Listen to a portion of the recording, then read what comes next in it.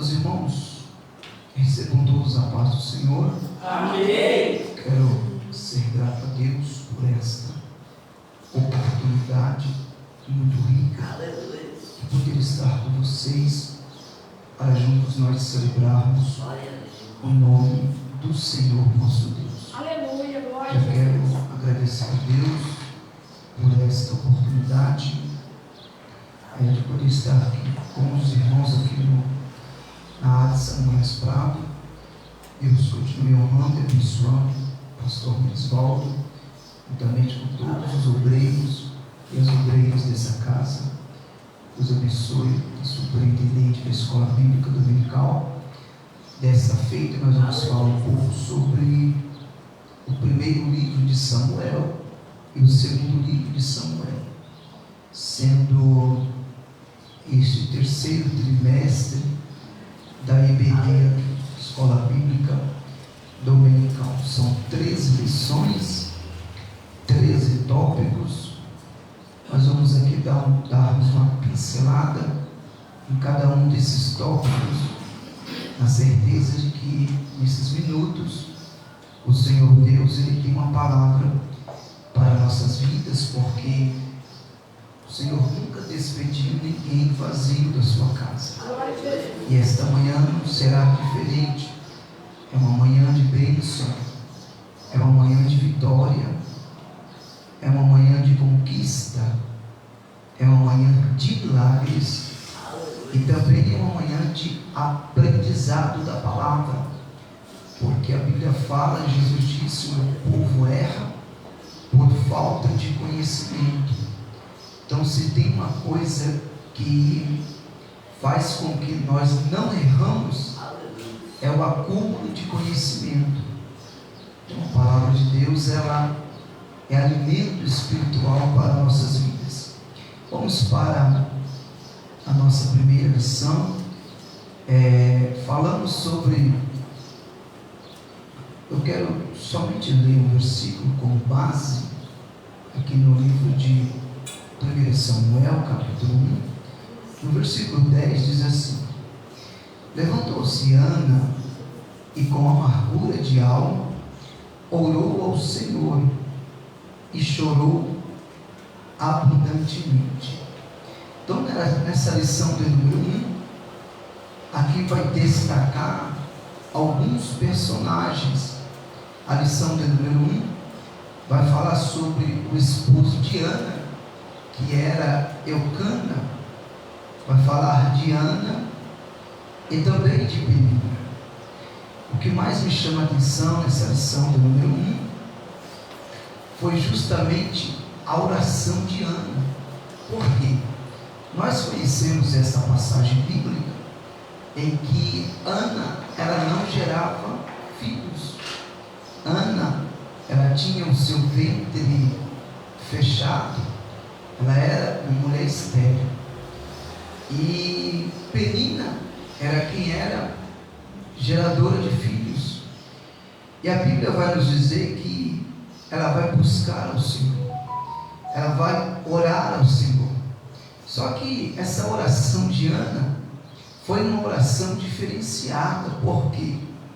Porque Ana, nessa lição 1, Ana vai orar de maneira intensa, ou seja, ela não vai parar o seu propósito, ela não vai quebrar o seu objetivo, a sua meta de oração. Então ela vai colocar intensidade na sua oração.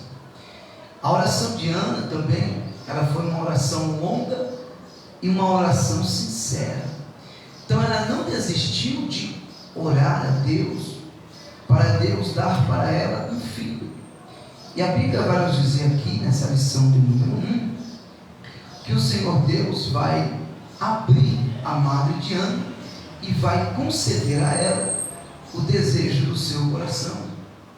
É por isso, meus irmãos, que a Bíblia fala: deleita-te também no Senhor, e Ele te concederá o desejo do teu coração.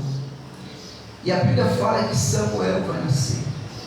O interessante é que Penina não queria de jeito nenhum que Ana alcançasse a benevolência da parte de Deus.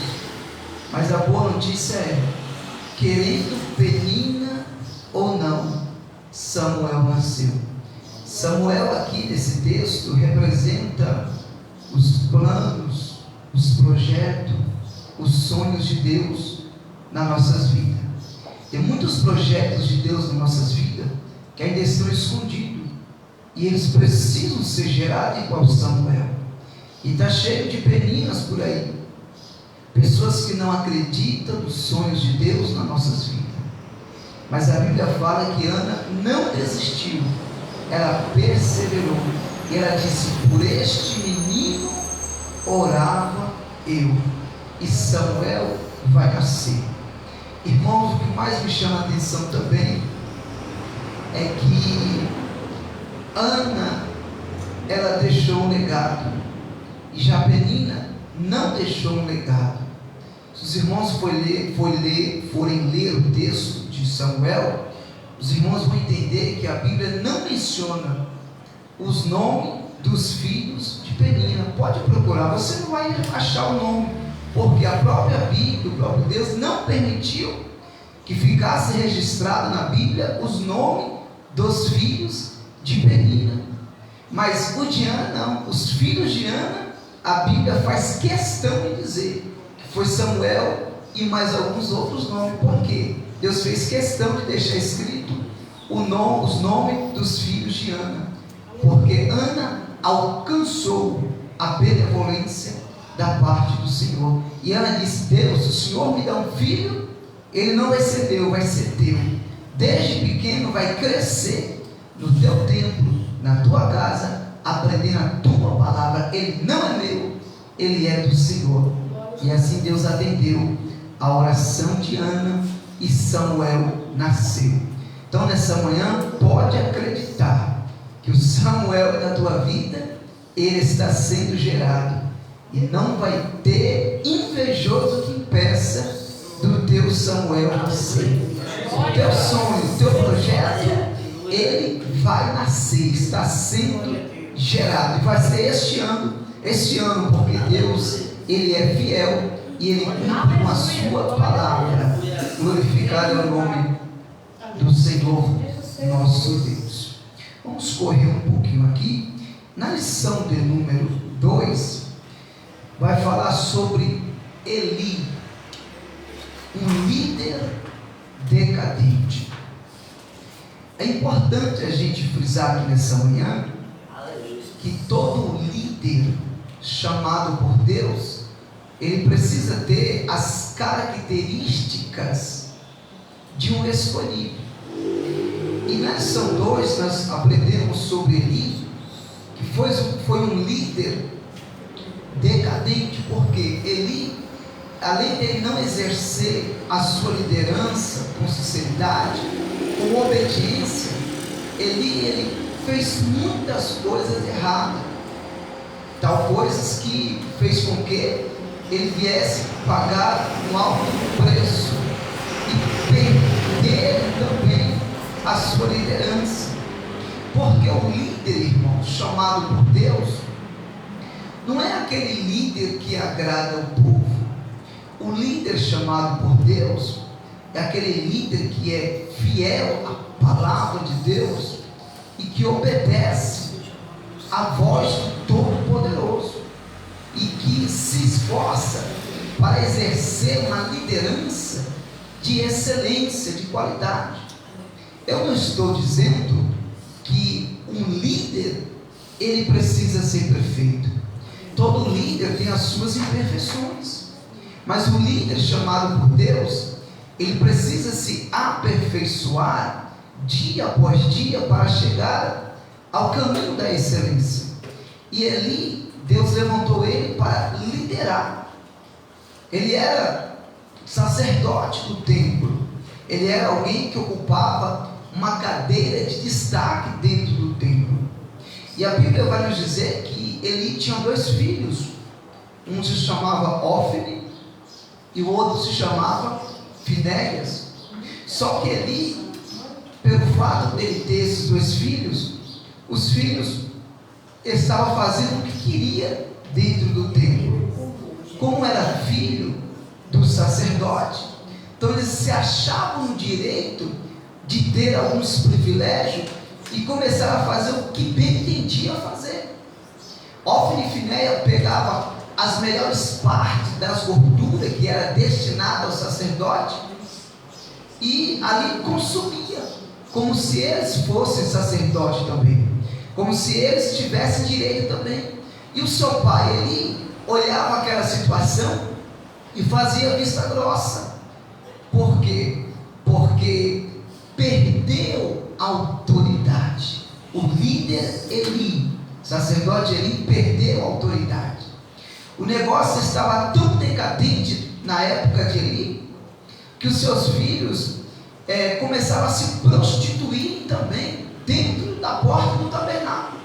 E Eli olhava e não falava nada. Olha o tipo de líder, o tipo de comportamento desse líder chamado Eli.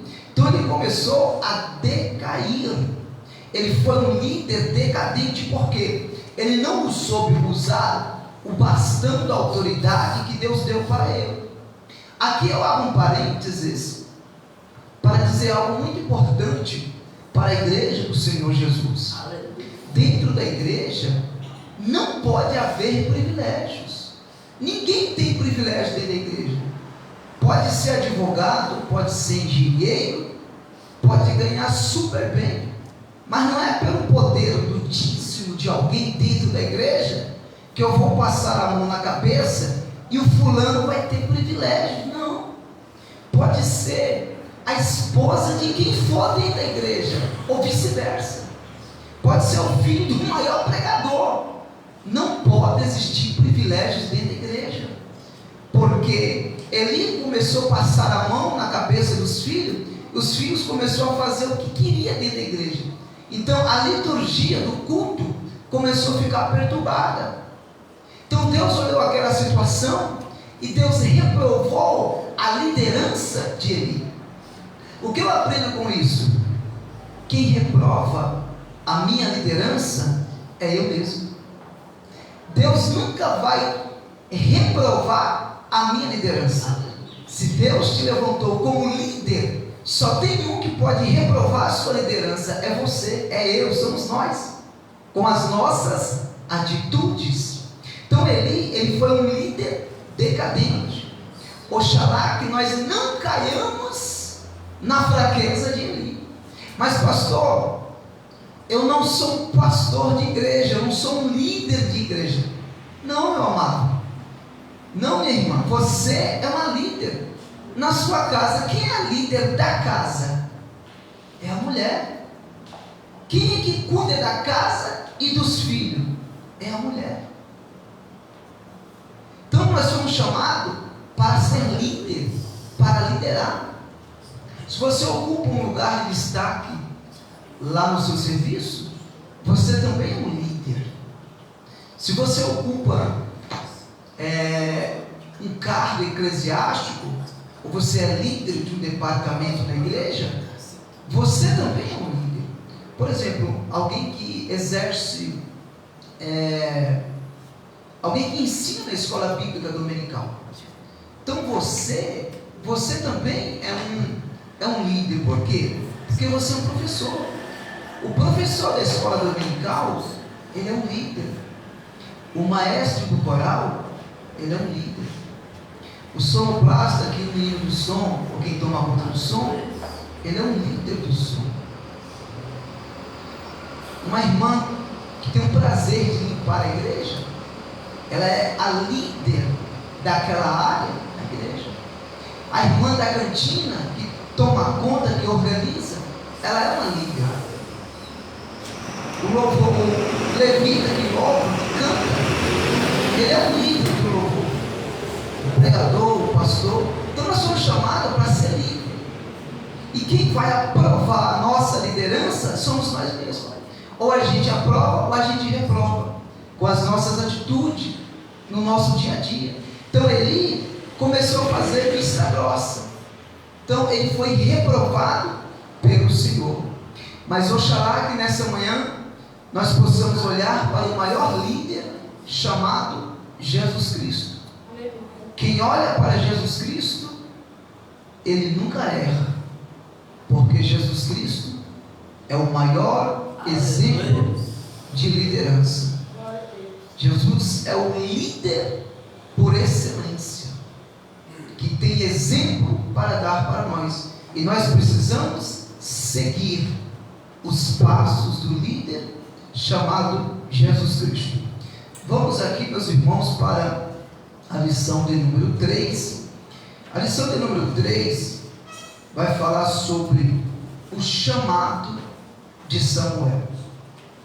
É interessante a gente frisar que Deus, ele chamou Samuel desde novo. Desde a sua juventude, Deus chamou ele dentro do templo. Como foi chamado Samuel? Ele estava dormindo, Samuel também estava dormindo dentro do templo, que ele não saía do templo.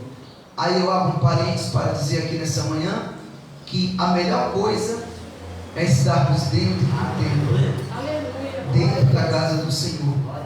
Lá na nossa congregação, eu sempre falo para os irmãos: não pense que ficar em casa vai resolver os seus problemas. É ao contrário, vai multiplicar os seus problemas. Problemas se resolvem espirituais dentro da igreja. É aqui que a gente recebe a bênção e a vida para todo sempre. Não é isso que o salmista falou? É melhor estarmos um dia onde? Nos atos do Senhor, do que 1000 dias em outra parte. Então Samuel, ele não se desligava do templo, estava todos os dias no templo. E Deus vai chamar o menino Samuel. Deus vai falar: Samuel, Samuel. Ele ouviu a voz, ele levantou e foi para Eli, dizendo: Eli, tu me chamaste? Não, não te chamei não, Samuel. Samuel, volta a deitar. E Deus fala de novo: Samuel, Samuel.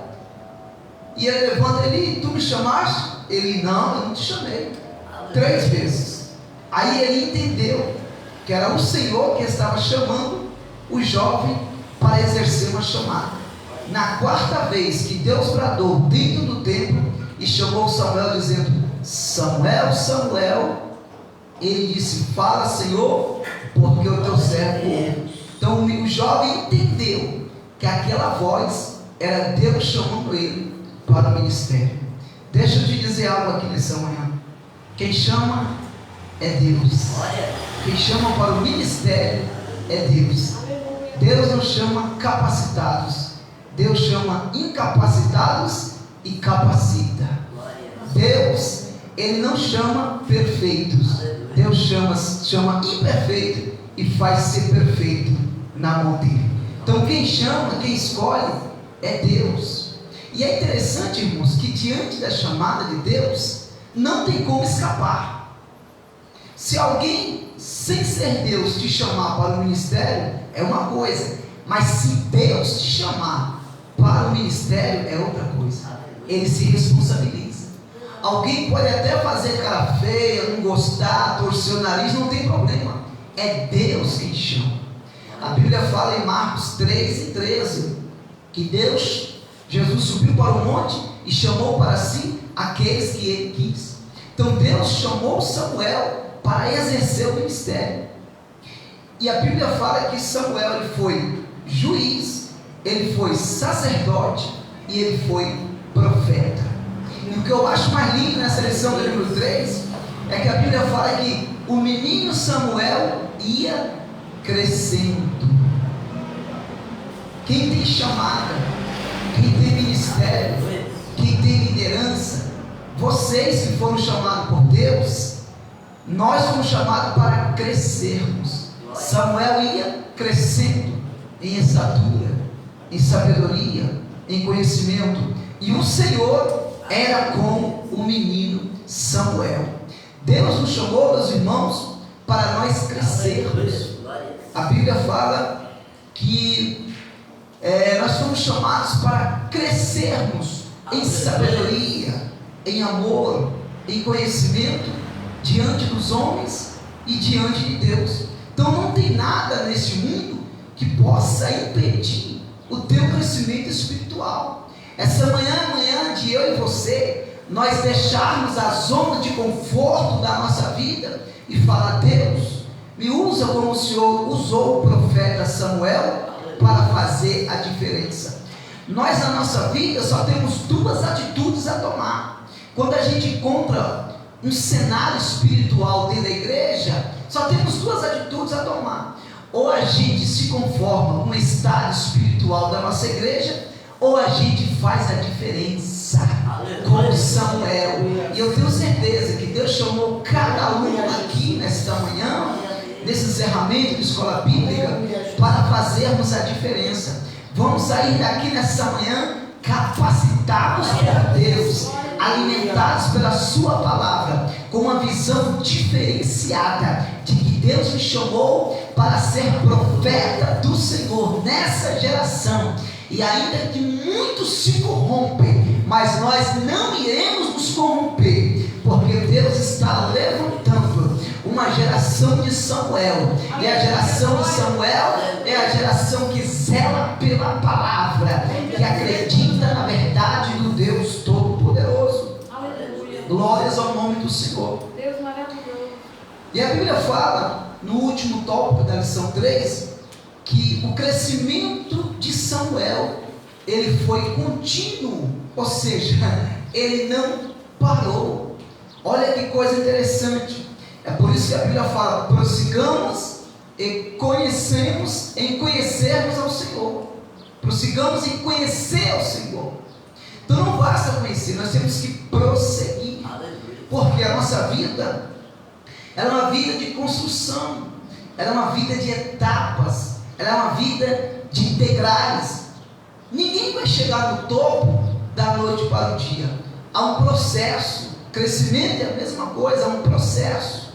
Então diariamente nós somos moldados por Deus. Deus, ele vai trabalhando na nossa estrutura dia após dia. Por quê? Porque a Bíblia fala que aquele que começou a boa obra em nós o aperfeiçoará. Você pode nem perceber, mas aqui nessa manhã, o dono da obra, o dono da igreja, ele está fazendo a obra na sua vida, no seu caráter, na sua personalidade, na sua mente, no seu ministério, na sua família. Você pode nem dar glória a Deus, mas ele está trabalhando na tua vida. Ele está fazendo a obra na sua vida, ele não parou. Nós somos pedras em que em breve seremos diamantes. Então todo dia o ourives, ele trabalha nessa pedra, vai moldando, vai trabalhando, vai lapidando.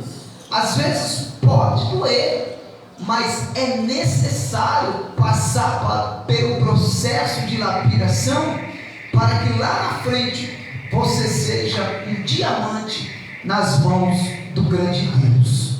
Glorificado é o nome do Senhor. Vamos correr um pouquinho, irmãos. Vamos agora para a lição de número 4. Lição 4 vai falar sobre Icabod e Ebenezer. É interessante a gente ressaltar de que naquela época o sistema estava sendo corrompido, o sistema político de Israel estava sendo corrompido, e existia uma crise instaurada ali, por causa que Israel começou a enfrentar algumas batalhas e perder algumas batalhas. E a Bíblia vai nos dizer que Dagon começou a ganhar evidência, a ganhar notoriedade. E só que tinha um objeto chamado de Arca da Aliança, ou a Arca do Concerto. A Arca da Aliança era um caixote, uma caixa de madeira, só que não era qualquer madeira, era uma madeira de acácia. Alguns objetos na Bíblia foram feitos de madeira de acácia. Por exemplo, a Arca de Noé, que madeira era aquela? Madeira de acácia. Os espinhos, a madeira dos espinhos da coroa de Jesus, que tinha 72 espinhos, aqueles espinhos eram de madeira de acácia. E essa caixa de madeira, que era a Arca da Aliança, também era feita de madeira de acácia, revestida com ouro. Em cima da caixa existia uma tampa do propiciatório. Em cima da tampa do propiciatório, 2 querubins, um olhando de frente para o outro, com as 2 asas cobrindo o rosto. Dentro dentro da caixa de madeira, dentro da arca da aliança, tinha ali a vara de Arão que floresceu, tinha um pedaço de maná que choveu do céu, e tinha também a tábua dos 10 mandamentos, que Moisés recebeu de Deus no Monte Sinai. Então cada um tem a sua representação. E a arca da aliança, a Bíblia vai dizer que foi posta diante de Dagon, que eles acreditavam que Dagon era Deus. Só que pegaram a arca que representava a presença de Deus e colocaram diante de Dagon. Dagon, uma estátua de peixe, cabeça de peixe, corpo de homem, muito grande, e a arca pequena embaixo. E quando foi no outro dia, a estátua de Dagon amanheceu caída no chão. Eles olharam e não acreditaram, mas que negócio é esse? Que poder tem nessa arca desse Deus, ô Israel? E ali a Bíblia fala que no segundo dia levantaram a estátua, e agora a estátua amanhece caída de novo, com a cabeça cortada. O que era isso? Era o poder do Deus da arca da aliança, dizendo para Dagon: Dagon, eu sou Deus Todo-Poderoso. Quem é Deus não é Dagon, quem é Deus é o Deus de Israel, é o Deus da arca da aliança. Então Deus mostrou para os filisteus que Ele é Deus. Só que a Bíblia vai falar sobre Icabô. Por que Icabô? Porque teve um período em Israel em que roubaram a arca da aliança, levaram a arca embora. Então alguém disse: foi-se a glória, e acabou, da impressão de acabou a glória de Israel, e acabou-se, foi-se embora a arca de Israel. Mas eu glorifico a Deus aqui nessa manhã, meus irmãos. Por que eu glorifico a Deus? Porque aqui a gente não tem mais arca, não tem caixote de madeira. Por quê? Porque a presença do Espírito Santo de Deus, ela habita dentro desse tabernáculo. A presença do Espírito Santo de Deus, ela habita dentro de você nesta manhã. Então não precisa mais arca para representar a presença de Deus. A presença de Deus está aí dentro do tabernáculo, está aí dentro da casa, e não precisa ter muita gente para ele se manifestar. Sabe o que ele falou? Aonde estiver 2 ou 3 reunidos no meu nome, aí estou eu no meio deles. Então Jesus, ele está aqui nessa manhã. Pode não ter uma multidão, pode não ter cantor famoso, pode não ter pregador famoso, pode não ser congresso, pode não ser convenção, pode não ser o que for, mas uma coisa eu tenho certeza: o Deus da presença está aqui nessa manhã, e eu já posso sentir a presença dele. A presença dele é real, a presença dele é notória, a presença dele é visível, a presença dele é real e está aqui nessa manhã. Bendito seja o nome do Deus Todo-Poderoso. Aleluia. E a Bíblia fala que Samuel vai chegar em Mispa, e ele vai pegar uma pedra e vai colocar entre Mispa e Sem, e vai dizer assim: até aqui me ajudou o Senhor. Ebenezer. Às vezes eu sempre comento que nós somos muito privilegiados. Por que nós somos privilegiados? Nós somos a geração dos privilégios. Por que nós somos a geração dos privilégios? Porque os irmãos já pararam para pensar no ano de 2020, com a pandemia, quantas pessoas que perderam as suas vidas. Aqui no Brasil, só no Brasil foi quase 1 milhão de pessoas que perderam a sua vida. Aqui tem irmãos e irmãs que nós perdemos amigos, nós perdemos entes queridos, nós perdemos parentes, mas nós sobrevivemos. Não é porque nós é bom, não é porque ninguém aqui merece, não. É por causa do favor de Deus, é privilégio de Deus, é graça de Deus. Então Deus nos deixou vivos para nós testificar do amor dele. Então nós podemos dizer essa palavra aqui nessa manhã: Ebenezer, até aqui me ajudou o Senhor. Então Samuel proclamou, colocou uma pedra entre Mispa e Sem e disse assim: até aqui me ajudou o Senhor. Aquela pedra significa pedra de ajuda. Deus te trouxe aqui nesta manhã para dizer essa palavra: a pedra de ajuda está te ajudando. Por isso que ele te toma pela tua mão direita, ele te diz assim: não temas,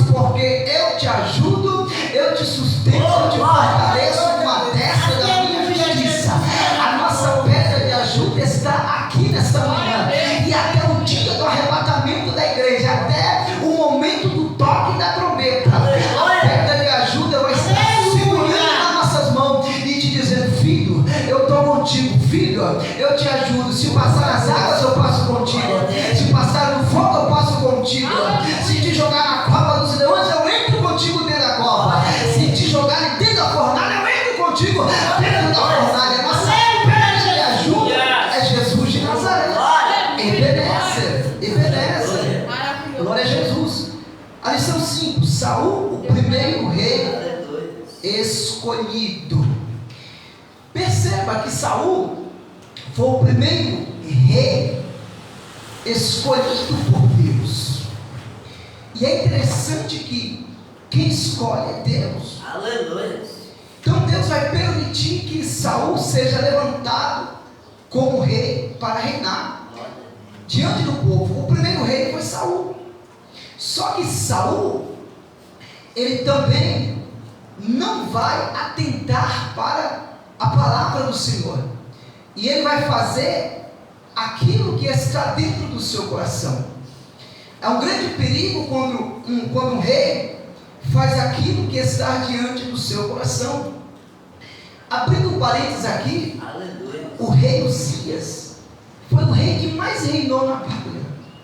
Uzias reinou 52 anos, mais de meio século. E Uzias foi o rei que inventou o canhão. Uzias era amigo da agricultura. Uzias, ele era inventor de armas atômicas, de armas poderosas de guerra. A flecha, quem inventou foi Uzias. Ele era muito inteligente, só que ele era rei. Sabe o que aconteceu com o rei Uzias? No final dos seus dias, no término do seu ministério, ele caiu na besteira de entrar dentro do templo e oferecer sacrifício ao Senhor, sendo que somente os sacerdotes poderiam entrar no templo e oferecer sacrifícios ao Senhor. E a Bíblia fala que Uzias pegou lepra. Uzias morreu leproso. No final dos seus dias foi morar numa casinha separada. Morreu de lepra. Começou bem e terminou mal. Sansão começou bem e terminou mal. Salomão começou bem e terminou mal. Não estou falando na questão de salvação, aí é Deus e eles. Mas o que a Bíblia nos mostra, que essas pessoas começaram bem e terminaram mal. Então Saul, ele começou bem, mas no desenrolar da sua chamada, ele começou a fazer aquilo que estava no seu coração. Quando Deus mandou ele matar todo o rebanho dos amalequitas, o que foi que ele fez? Ele poupou o melhor dos gados, das ovelhas mais gordinhas, mais bonitinhas. Essa não vou matar no despojo. Ele poupou, só que a ordem de Deus era: entra no território de Amaleque e destrói todos os amalequitas.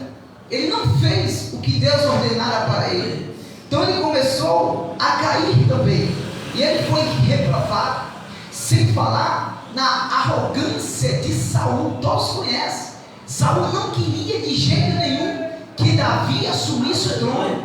Saul perseguiu várias vezes Davi para tentar tirar a vida de Davi, porque ele não queria que o trono fosse tomado dele.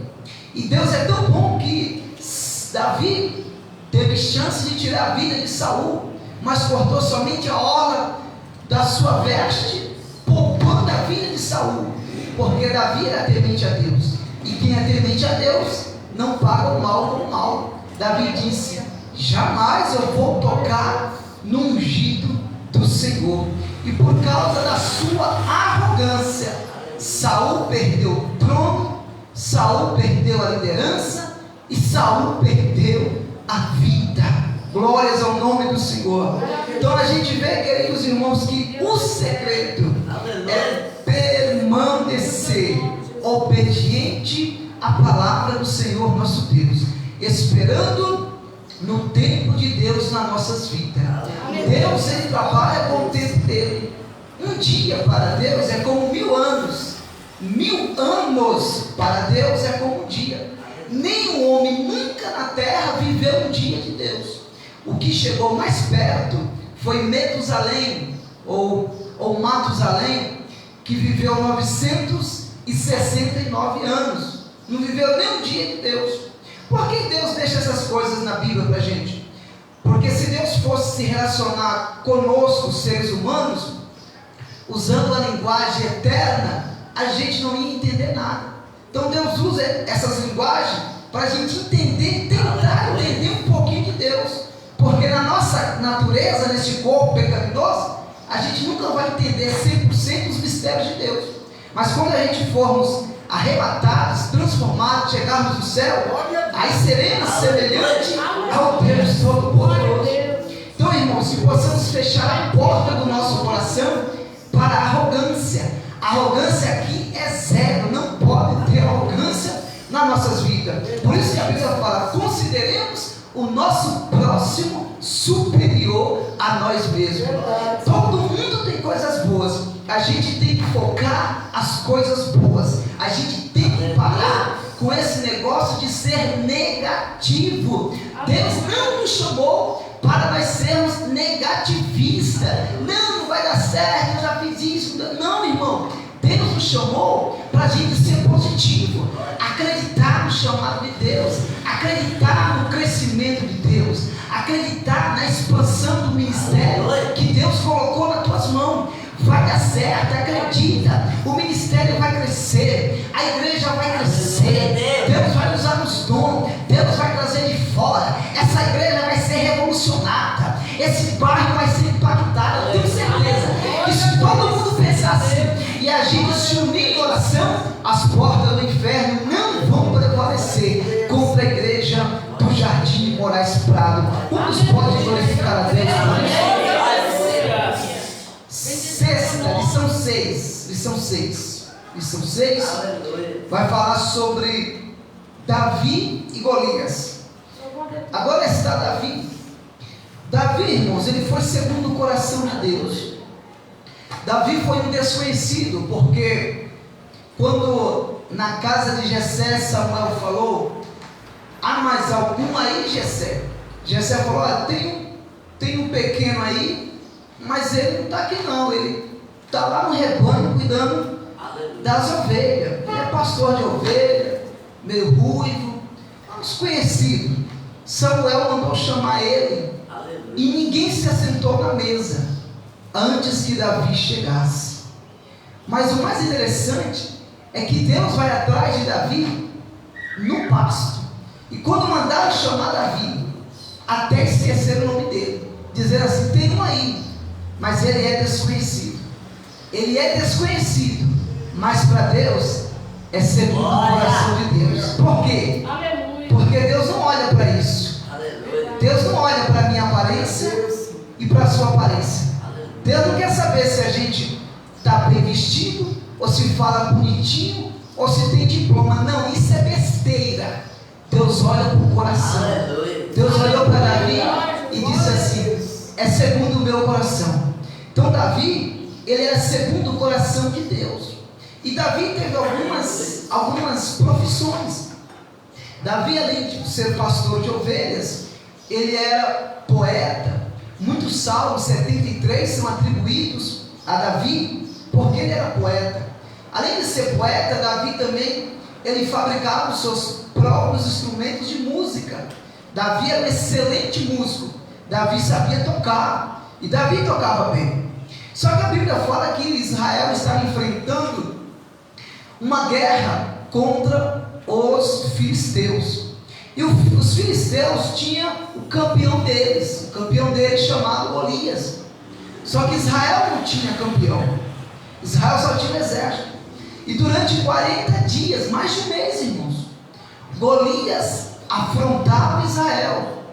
Golias vencia Israel só no grito, só na intimidação. Dá-me um homem nas companhias de Israel. Tem algum guerreiro aí para enfrentar? Ele liberava o grito, Israel corria. Ele soltava o grito, Israel corria. Ele não lutava fisicamente, porque não tinha nenhum capaz dos soldados de Israel para enfrentar Golias. Olha só que situação. Ele ganhava a batalha só no grito. O que eu aprendo com isso? Que os Golias das nossas vidas, eles querem nos vencer somente no grito. Mas a Bíblia fala que Davi, ele vai se colocar diante de Golias para enfrentá-lo. Por quê? Irmãos, quem é chamado por Deus não tem medo de grito de Golias. Quem é chamado por Deus não tem medo de gigante. Não precisa ter medo daquele gigante que está lá no seu serviço. Sabe os gigantes que aparecem às vezes na família, no serviço, até dentro da igreja, aonde nós estivermos, tem gigante nos cercando. E às vezes o gigante não vem mano a mano, não. Às vezes o gigante, ele só libera o grito, ele só coloca a pressão, só grita. Mas Davi não deixou ser intimidado com o grito do gigante Golias. Então Deus está dizendo para nós aqui nessa manhã: não deixe ser intimidado pelo grito de Golias. Deixa Golias gritar. Já viu aquela frase? Cachorro que late muito não morde. Deixa Golias falar, deixa Golias gritar. Mas Davi, ele tinha uma comunhão tão grande com Deus, que ele confiava no Deus dele. E Davi disse assim: eu irei e enfrentarei esse gigante. Irmãos, isso é ousadia. O crente cheio do Espírito Santo, ele tem ousadia do Espírito Santo. Não precisa ter medo do gigante Golias. Ah, mas ele é grande, ele é famoso, é o meu patrão, pode me mandar embora. Irmão, maior do que o seu patrão é Deus. Maior do que esse gigante aí é Deus. Esse gigante é nada diante de Deus, porque Deus é maior do que os meus gigantes, do que o seu gigante. Mas sabe qual é o nosso problema? É que às vezes a gente fica alimentando os nossos gigantes dentro de nós. Quando eu alimento os meus gigantes dentro de mim, eu esqueço do Deus que está dentro de mim, que me chamou para pelejar para mim. Essa manhã eu não vou alimentar os meus gigantes, porque eu tenho o maior gigante de todos, chamado Jesus de Nazaré. Irmãos, se Deus é na tua vida, se você ora, você jejua, se você lê a Bíblia, você tem comunhão com Deus, se você é adorador, se você faz a obra de Deus, não precisa ter medo do gigante, não precisa ter medo do grito do gigante aqui nessa manhã. Deus está te dando autoridade para você vencer ao grito do gigante. Golias não vai prevalecer na sua vida. Golias não vai prevalecer na vida do pastor Neves, na vida do Paulo Veiga, na vida do pastor Jorge, na vida da irmã Lourdes, na vida das irmãs aqui. O Golias não vai prevalecer, porque aqui nessa manhã Deus está levantando homens e mulheres que têm a atitude de Davi. Deus está te dando ousadia, confiança, autoridade para você despedaçar todos os gigantes. Mas não é você, é o Deus que está com você. Não é você, é o Deus que habita em você. Não é você, é o Deus que está te conduzindo para triunfo e para vitória. Bendita do Deus Todo-Poderoso. Glória a Jesus. Deus maravilhoso. O nosso foco é sempre Deus. O segredo da vitória de Davi contra Golias foi ele confiar em Deus. Nós precisamos confiar em Deus. A Bíblia fala assim: uns confiam em carros e outros confiam em cavalos, mas nós faremos menção do nome do Senhor, o nosso Deus. Vamos correr um pouquinho aqui, meus irmãos, a lição 7, amizade. Davi é amizade com Jonatas. Aqui vai falar na lição 7 um pouquinho sobre amizade. A amizade dos dois era muito grande. Mesmo Jonatas sendo filho do rei, Jonatas, ele fez de tudo para defender o seu amigo Davi. E mesmo que Saul, querendo o mal de Davi, a vida, a cabeça de Davi, Jonatas, ele vai se colocar entre os dois e vai defender o seu amigo. É uma das amizades mais lindas da Bíblia, é a amizade de Jonatas e Davi. E Deus nos chamou para nós sermos amigos dele. A Bíblia fala que quando somos amigos do mundo, nos tornamos inimigos de Deus. Olha só. Mas quando nós somos inimigos do mundo, nós nos tornamos amigos de Deus. A amizade, ela é algo tão espetacular que em toda a Bíblia, nos 66 livros da Bíblia, Deus só teve um amigo. Quem sabe qual foi o amigo de Deus? Abraão. Abraão foi o único a ser chamado amigo de Deus. Davi era segundo o coração de Deus, mas Deus não chamou ele de amigo. Moisés falava face a face com Deus, mas Deus não chamou Moisés de amigo.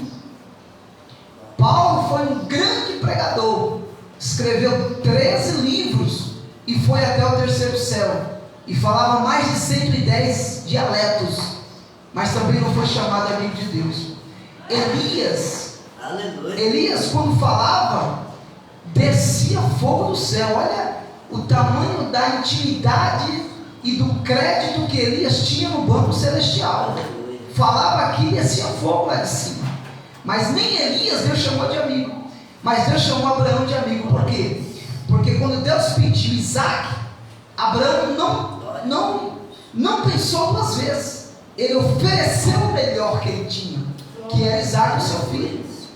Por que Abraão foi chamado de amigo de Deus? Porque Abraão tinha duas características. Primeiro, Abraão não andava por vista, Abraão andava por fé, e o justo viverá da fé.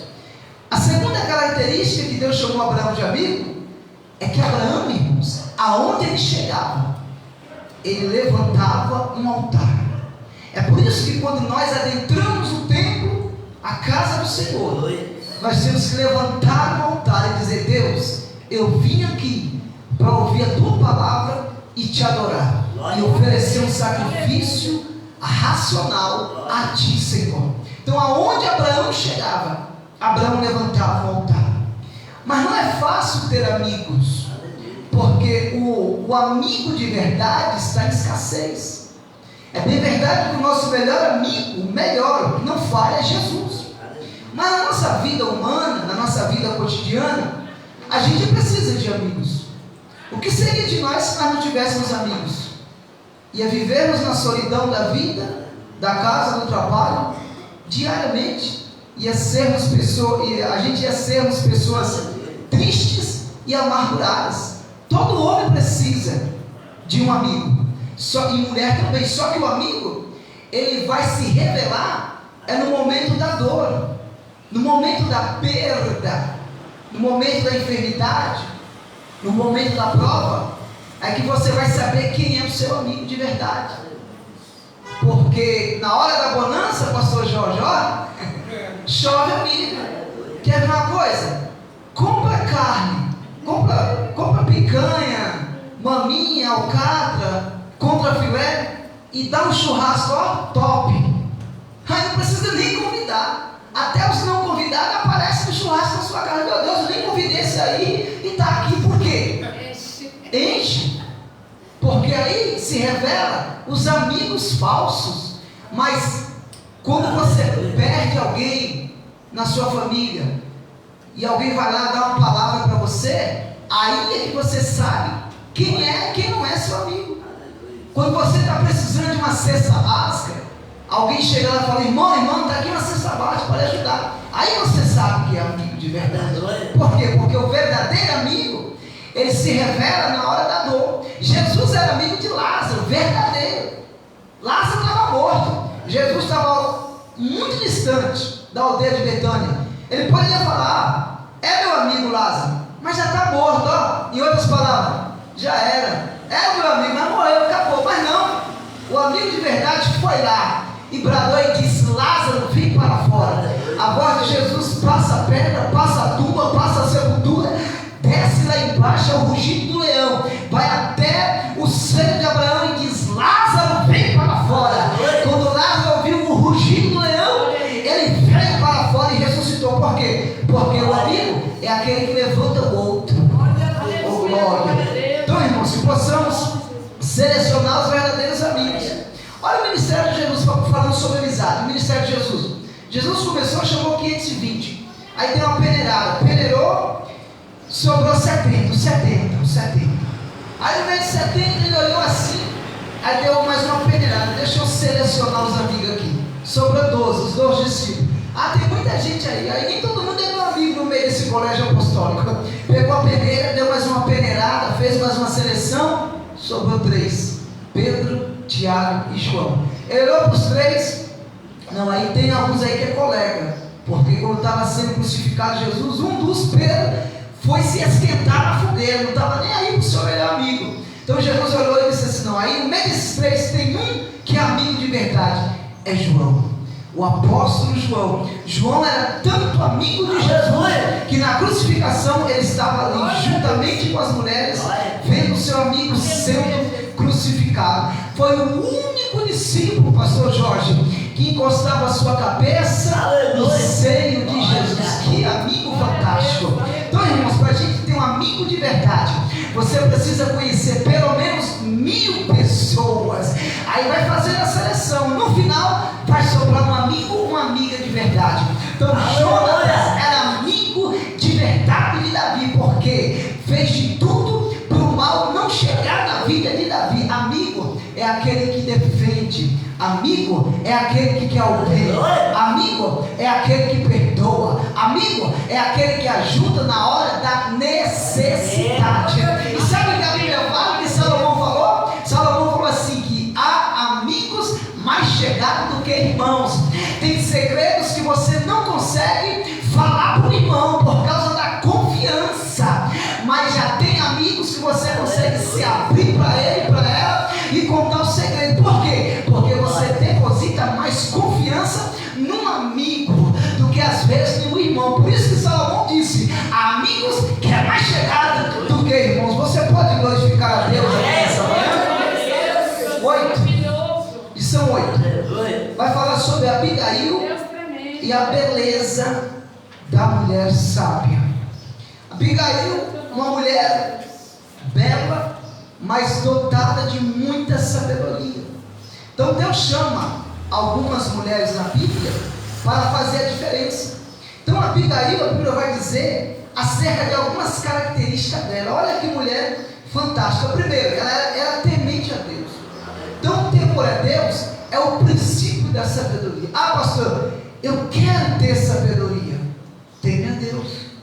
O temor a Deus é o princípio da sabedoria. Então Abigail, ela era uma mulher temente ao Senhor, temente a Deus. Além de ser temente a Deus, ela era também vigilante, uma pessoa que andava vigiando.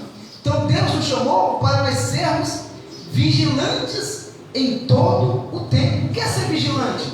É estar atento, é estar apercebido. Alguém já me disse: pastor, como que faz para orar 24 horas? Porque a Bíblia fala orar sem cessar, e é mandamento. Quer dizer que eu tenho que andar de joelho 24 horas? Não, não é isso. Aleluia. Orar sem cessar significa estar vigilante. Vai sair de casa para trabalhar? Deus, vai na minha frente. Chegou no trabalho? Deus, muito obrigado. Está indo para a igreja? Jesus, me acompanha. Saiu da igreja? Jesus, vai comigo. Está no volante? Jesus, guia esse veículo para mim, me leva e me traz. Está no trabalho, operando a máquina? Está falando com Deus, está em espírito. Então você está automaticamente, vai dormir, dobra o joelhinho. Tem gente que não dobra mais o joelho para orar. Não, Jesus já me conhece, conhece mesmo. Dobra o joelhinho para orar. Então, fazendo essas coisas, irmãos, nós estamos orando sem cessar. Aí é um segredo. Então, Abigail era uma mulher vigilante. E aqui fala que a mulher vigilante, ela edifica a sua casa. Aleluia. Às vezes eu brinco, eu falo assim: lá em casa quem manda é minha mulher. Quem manda é ela. Quem faz a comida? Quem lava a roupa? Né? Quem cuida da casa? Quem organiza a casa? Às vezes a mulher chega para o seu esposo e fala assim: pega aquela tabué da cor tal. Pronto. Já é motivo disso. Eu não sei onde você colocou essa tabué de cor tal. Por quê? O homem não sabe. O serviço do homem é outro. É trabalhar, é levantar cedo, é pagar as contas, é suprir as necessidades da casa. De vez em quando dar um dinheirinho para a mulher ir no salão, arrumar o cabelo, fazer a unha. Esse é o papel do homem. Mas quem organiza toda a casa é a mulher. A mulher que sabe onde está os detalhes da casa. Então quem manda na casa é a mulher. Abigail, ela era uma mulher que edificava a sua casa. Às vezes a gente escuta alguns testemunhos de algumas irmãs que antes de ir para a igreja, ela faz o almoço, ou faz a janta. Às vezes o marido não é evangélico, mas deixa prontinho. Por quê? O marido vai chegar cansado, se não é evangélico. Opa, a minha esposa é sábia, ela foi para a igreja, mas ela deixou a janta pronta. Às vezes, irmãs e irmãos, com essa atitude, você ganha seu marido que não é crente para Jesus. Não falou nada, mas por causa de uma atitude, você ganha para Jesus. Então Abigail, ela era uma mulher sábia. Glórias ao nome do Senhor. Ela era pacificadora, ela sabia falar na hora certa. Então aqui entra a sabedoria de uma pessoa que é prudente. Uma pessoa que é prudente, ela sabe falar na hora certa. Ouvir é uma arte. Ouvir é um dom. Tem pessoas que é mestre em falar, mas tem dificuldade de ouvir. Então ouvir é melhor do que falar. Tiago fala o que na sua epístola? Todo homem seja pronto a ouvir. Então nós temos que observar essas qualidades de Abigail. Deixa eu correr um pouquinho aqui para a gente tentar finalizar aqui. A lição 9 vai falar sobre o fim trágico de Saul. Resumindo, Saul ele vai consultar, devido às suas atitudes, ele vai consultar uma espírita, um médium, para tentar ver o seu futuro. Então a gente vê que Saul foi um líder que ele fez coisas que não agradou ao Senhor, e por isso foi tomado dele o seu trono. A lição de número 10, essa eu vou aqui me pegar um pouquinho, a queda e a restauração de Davi. Então aqui falou sobre a queda de Davi. Davi, irmãos, como nós, mesmo sendo segundo o coração de Deus, Davi ele teve as suas quedas, teve as suas fraquezas, porque nós somos falhos, nós somos sujeitos à queda. Então Davi ele vai sofrer algumas quedas, e isso vai trazer para ele algumas consequências. A Bíblia fala que Batseba estava se banhando no jardim, e Davi estava passeando no seu palácio. Na verdade ele estava ocioso, e ele vai tomar ela para si e vai cometer adultério contra Batseba. Só que a Bíblia fala que Davi ele vai se humilhar. Então Davi ele começa a se humilhar, a confessar o seu pecado para Deus. E no Salmo 51 ele diz: Deus, cria em mim um coração puro, renova em mim um espírito reto.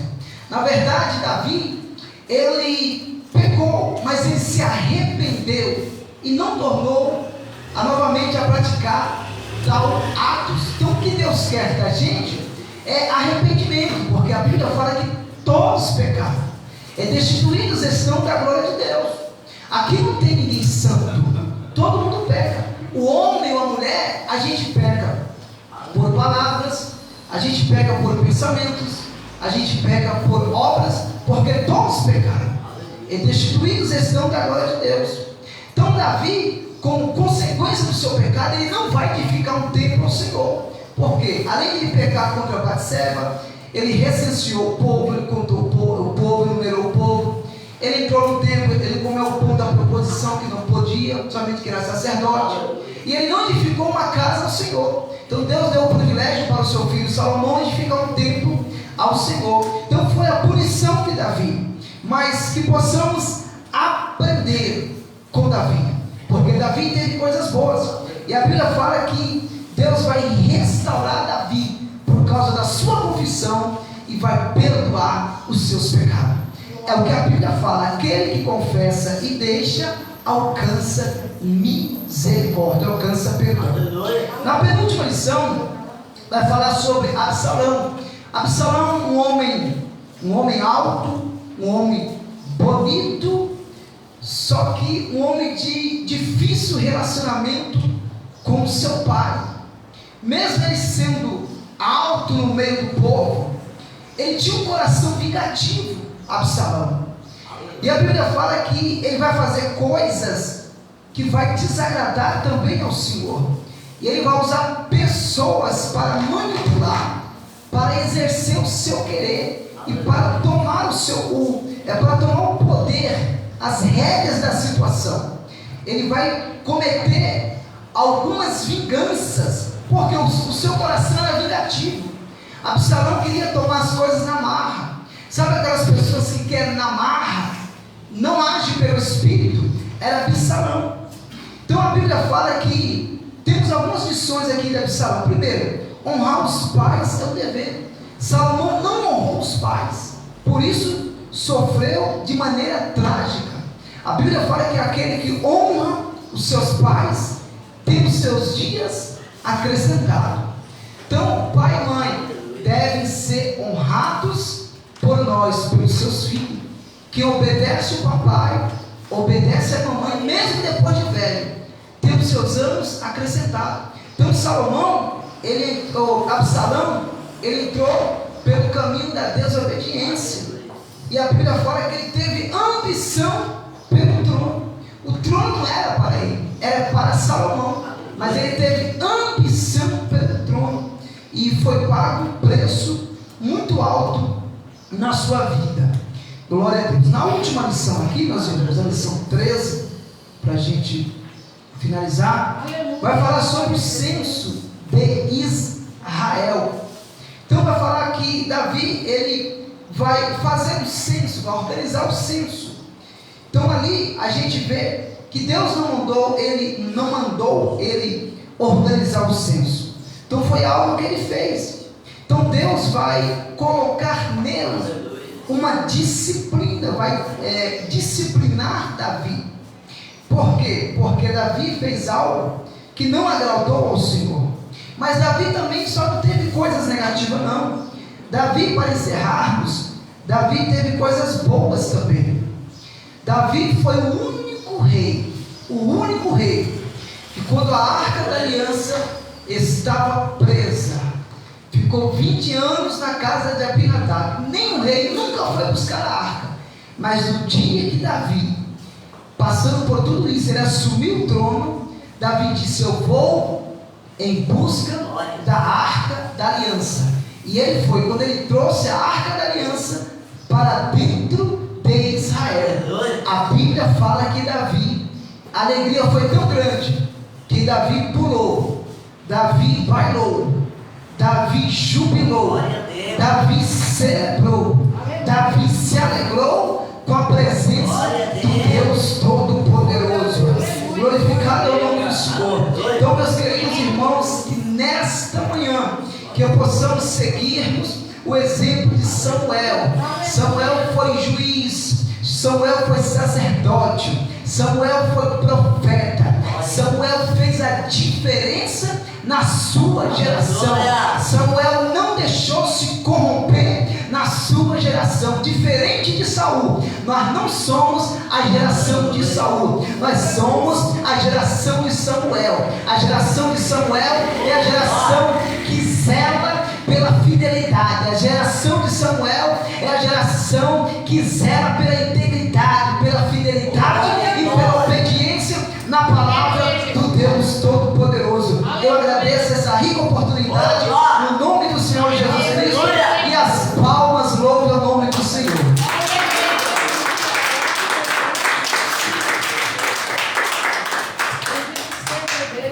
Aleluia.